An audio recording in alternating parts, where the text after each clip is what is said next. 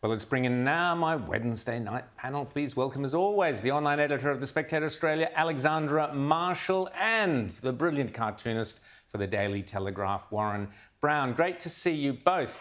Now, today, Scott Morrison issued a non-apology over his secret ministry scandal. Have a listen. Mr. Speaker, I acknowledge that the non-disclosure of arrangements has caused unintentional offence and extend an apology to those who were offended. But, Mr. Speaker, I do not apologise for taking action, especially prudent redundancy action, in a national crisis in order to save lives and to save livelihoods.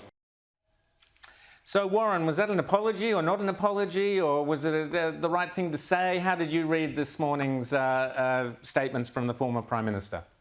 Rowan, it was never an apology, and I've got to say, from a cartoonist perspective, geez, I miss him. I really do. I do miss him. It was wonderful to see him back there, larger than life today. But I sort of look.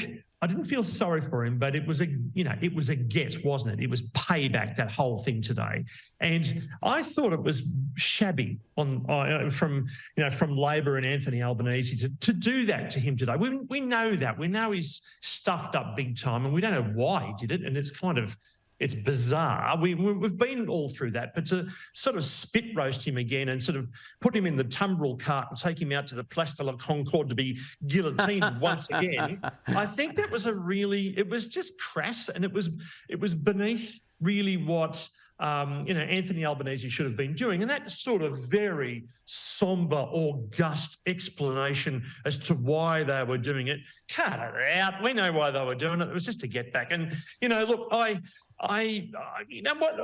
does it mean? I was thinking this morning about this whole censure thing, and the media's going, he's being censured. What does that mean? He's fundamentally tied to the triangle and flogged with a wet lettuce. I mean, it means nothing, So I don't know. It's just storm in a teacup, really. Anyway.